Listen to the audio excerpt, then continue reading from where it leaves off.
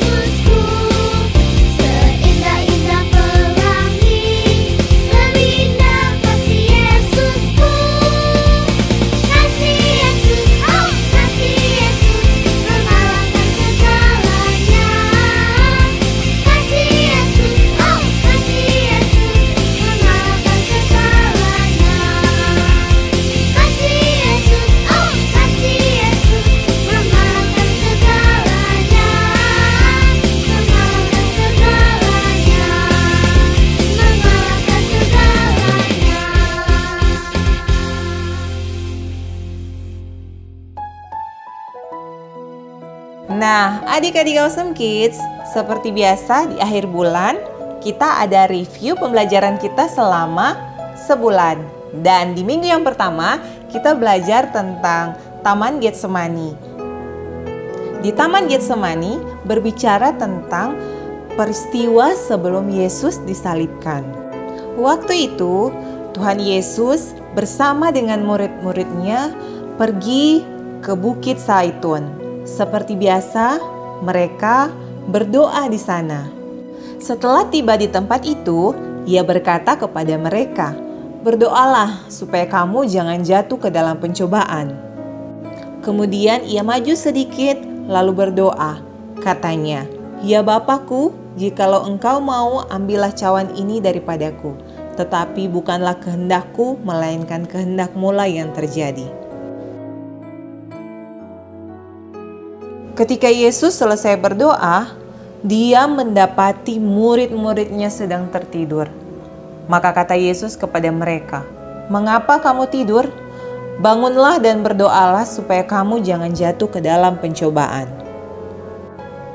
Ketika Yesus masih berbicara dengan murid-muridnya, tiba-tiba datanglah serombongan orang-orang mendekati mereka. Di situ ada Yudas. Lalu Yudas mendekati Yesus lalu menciumnya. Lalu Yesus ditangkap oleh kepala-kepala pengawal.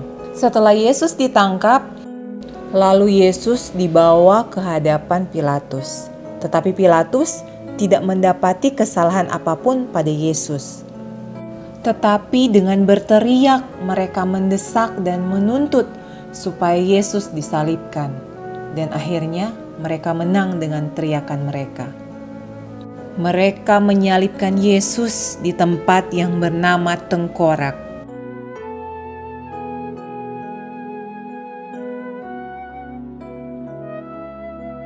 Ketika itu hari sudah kira-kira jam 12.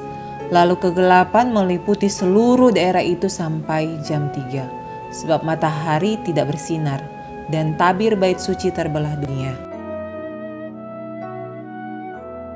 Pertama, kita sudah memperingati Yesus yang mati bagi kita di kayu salib untuk menebus setiap dosa dan pelanggaran kita. Dengan darah yang tercurah, kita telah diselamatkan, bahkan telah disucikan sehingga layak menjadi warga kerajaan Allah. Oleh karena itu, kita tidak boleh menyia-nyiakan pengorbanannya di atas kayu salib untuk keselamatan kita. Di minggu yang kedua, kita belajar tentang kebangkitan Yesus. Waktu itu, pagi-pagi benar, para perempuan-perempuan yaitu Maria dari Magdala dan Yohana dan Maria ibu Yakobus pergi ke kubur Yesus. Mereka membawa rempah-rempah. Ketika mereka sampai di sana, batu sudah terguling dan kubur itu telah kosong. Tiba-tiba ada 2 orang berdiri dekat mereka memakai pakaian yang berkilau-kilauan. Mereka sangat ketakutan dan menundukkan kepala. Tetapi kedua orang itu berkata kepada mereka, "Mengapa kamu mencari Dia yang hidup di antara orang mati? Ia tidak ada di sini, Ia telah bangkit. Ingatlah apa yang dikatakannya kepada kamu, yaitu bahwa Anak Manusia harus disalibkan dan akan bangkit pada hari yang ketiga." Maka teringatlah mereka akan perkataan Yesus itu. Dan setelah mereka kembali dari kubur, mereka menceritakan semuanya itu kepada ke-11 murid dan kepada semua saudara yang lain. Kebangkitan Yesus membuktikan bahwa maut telah dikalahkan. Oleh karena itu, kita harus penuh dengan sukacita dan selalu bersemangat karena kemenangan telah Tuhan sediakan bagi setiap kita yang mengasihi Tuhan.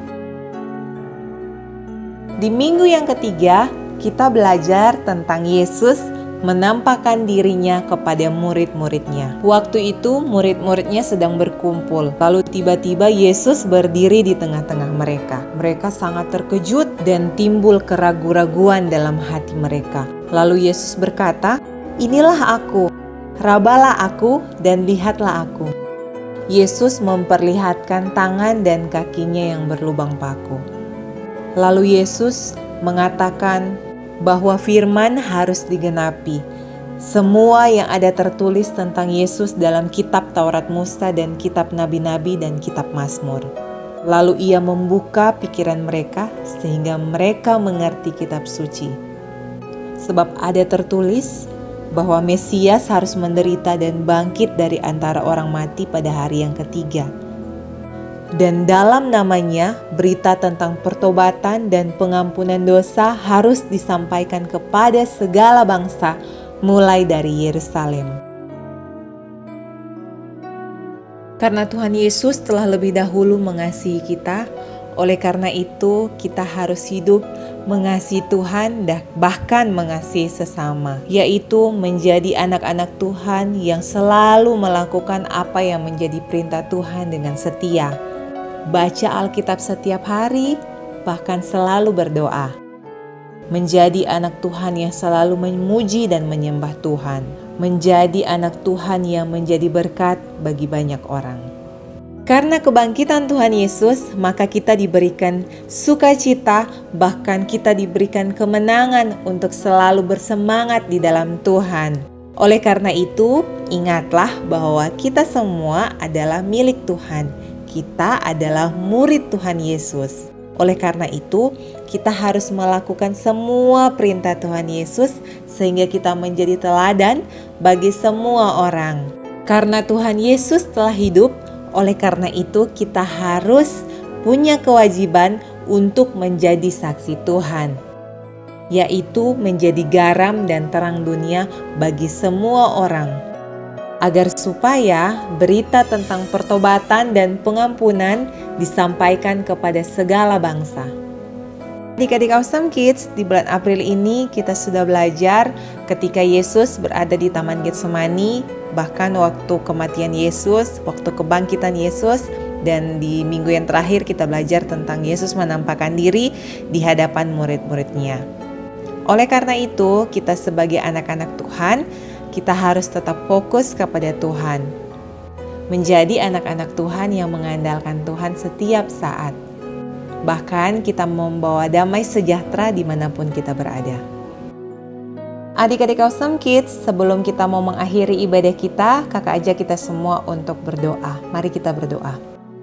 Allah Bapa dalam kerajaan surga, kami bersyukur karena hari ini kami boleh belajar kebenaran firman Tuhan. Dan biarlah Tuhan yang akan memampukan kami, biar kami menjadi bejana yang sempurna di pemandangan mata Tuhan. Kami menjadi alat-alat Tuhan yang menyenangkan hati Tuhan. Bapa, tidak putus-putusnya kami berdoa, biar Tuhan memberkati bangsa Indonesia ini, biar selalu ada dalam pemandangan mata Tuhan, biar setiap virus corona boleh pergi dari bangsa ini, dan diberkatilah setiap adik-adik Awesome Kids, biar diberikan kesehatan, kekuatan, bahkan iman yang teguh untuk selalu berharap kepada Tuhan.